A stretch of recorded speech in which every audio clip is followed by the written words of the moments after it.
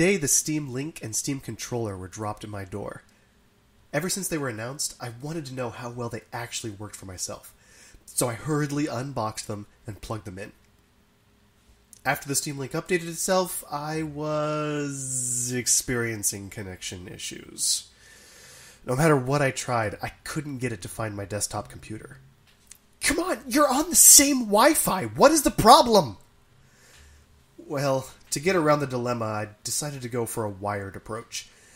Now, my computer is nowhere near my television, so I had to go for my modem/router to a device that sends Ethernet signal through the power circuits in my home.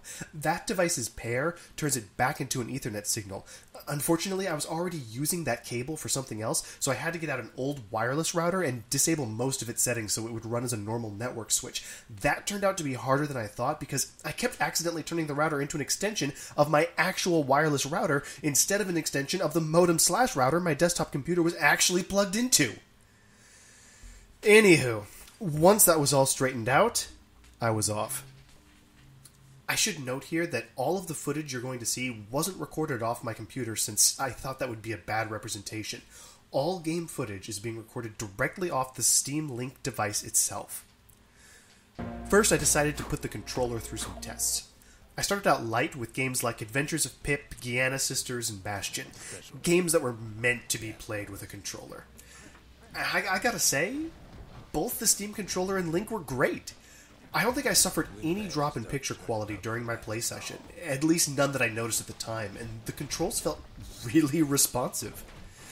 Next, though, I wanted to try out a game that demands some exact controller input to test out how much lag there was from using the Steam Link. It was time for some Super Meat Boy. You know, again, I was impressed. The controller was sending a wireless signal to the Link that was sending it to the computer that was performing the action and then sending the live-streamed screen back to the Link that was pumping it out to my television. And for all that, I couldn't pick up on any input lag. Seriously, it seemed to handle fine. Every one of my stupid deaths felt like it was entirely my fault, just like how Super Meat Boy should be. So at this point, I thought it was time to tax the Link a little more with a more graphically intense game, Rocket League. Again, I was met with surprise. The control felt responsive and the visuals were as stunning as ever. I had been serious about using the controller when I played Steam games and mostly got the Link just to see if it really worked. And I gotta say, I think playing on the couch might be how I play games like Rocket League from now on. Finally, though, I wanted to play some games with the Steam controller that were never meant to be played with a controller. I started off with Deponia, a point-and-click graphic adventure. This wasn't bad, but after a while I could definitely feel myself pining for a mouse. The way the controls were mapped made some things very easy, but other things a little obnoxious. I think with some tweaking, this game could really work. So now it was time to really go outside the comfort zone of a controller and play some Age of Mythology. Oh yeah. This is a good time to mention that the Steam controller is very, very configurable. And to even make that configuration easier, you can go through some popular presets and also look through some other controller configurations that other people have used with that game. This is a really cool idea, and I hope I start seeing more and more of these to choose from when I start up a game. For Age of Mythology, I tried one of those community configurations. There was definitely a learning curve I had to go through, but I was still pretty surprised at how playable it was. I could have played infinitely better with a keyboard and mouse, but I had expected to play infinitely worse than I did, so I guess take that for whatever it's worth. I've actually tried playing games like this with a controller before, a PlayStation 2 controller. It was fiddly and awful, so I can certainly say that the Steam controller is a huge step up from that. Anyway, after having a decent time with these games that were never meant to be played with a controller, I was about to wrap up when I remembered an entire class of games I was forgetting about. Games that I'm used to having dual analog sticks to play. So I booted up Borderlands 2 to see how it felt to use what was basically a cross between an analog stick and a trackpad to control a first-person shooter. Once again, I'll say I was impressed. The force feedback on the pads are a very interesting thing. The way Borderlands 2 was set up, the trackpad controlled the camera as you would expect, but it also had momentum, which was different.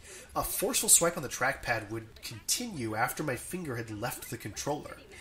Again, there was a bit of a learning curve, but again, I got used to it. By the end, I was controlling the game, well, nowhere near as well as I could with a mouse and keyboard, but I was certainly in the same ballpark as me with a normal dual-stick controller. I also found myself in love with the buttons on the underside of the controller. By default, they're wired to the action buttons that are normally difficult to hit when using both sticks on a normal controller. In Borderlands 2, I could jump and reload without ever removing my thumbs from the analog stick and trackpad. I really started to like that. Now, playing with the Steam controller and Link wasn't all sunshine and roses. Games with splash screens could really be difficult to navigate, especially when the default for left click was right trigger? That makes no sense! Also, sometimes it was really difficult to tell if a game was actually launching after a splash screen or if something had gone wrong. I think a lot of these problems were more with big picture than with the controller or Steam Link, so I'm not going to hold it against them. Sometimes there were moments when I needed the mouse but couldn't control it. In Adventures of Pip, the mouse just sat in the middle of the screen at the beginning, and the controller couldn't do anything to move it. I could have reprogrammed the controller, but I just ran back to my office and moved the mouse there. In They Bleed Pixels and Apotheon, there were some serious issues trying to get them to start streaming. The image was fine on my desktop, but the Link just couldn't get it going. I did get them both to work eventually. I had to restart Apotheon and then restart Steam on my desktop for They Bleed Pixels, but there's just some extra fiddly bits that I wouldn't have had to worry about if I hadn't been using the Steam Link. So, final verdict? Well, I'm certainly glad I have them, and I'll continue to use them both, but if I were recommending them to friends, well, even though it worked fine, I'm not sure what problem the Steam Link is solving. I guess I would say that if your entertainment system in your living room is easily twice as good as your gaming rig setup, and you have the means to connect it via a wired connection, then the Link could be worth it to you. If any of those things are not the case, though, then save your money. For the Steam controller, if you don't have a good controller for your Steam games, then look no further. I wanted to get this controller because I believe that with dedicated hardware, the Steam controller will now become sort of the new base standard for being able to say that a game has controller support.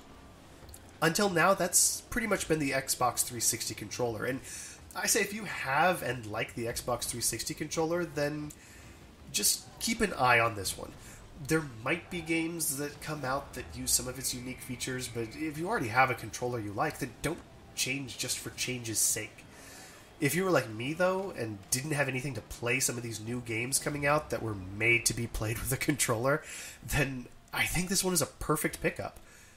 With that, I think I'm going to buckle down and play me some Hand of Fate. I couldn't get the keyboard and mouse to work with it after a certain update, and I have been waiting for this day to be able to pick it up again. Until next time, have a good one.